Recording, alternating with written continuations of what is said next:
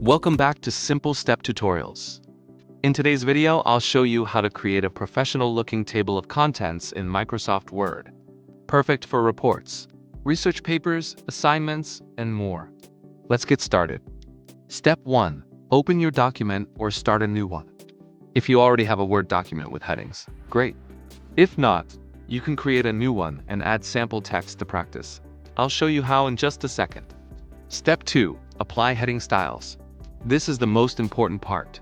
Select the title or section name you want to appear in your table of contents.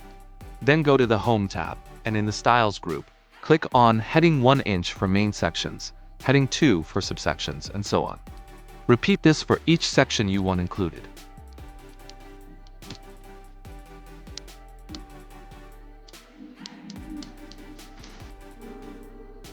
Step 3.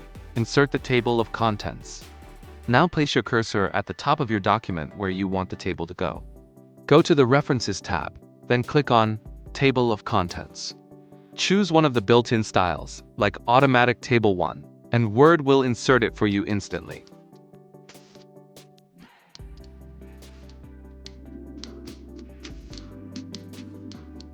Step 4. Update the table when needed. If you make changes to your document, like adding or renaming sections,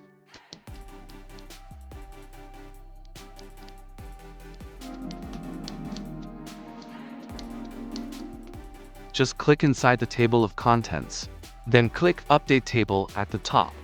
You can choose to update just the page numbers or the entire table. Step 5. Customize the look optional. If you want to customize fonts, colors, or spacing, you can manually format the table just like regular text. And that's it. Now you know how to create a table of contents in Microsoft Word with just a few clicks. If this helped, give it a thumbs up, subscribe to Simple Step Tutorials,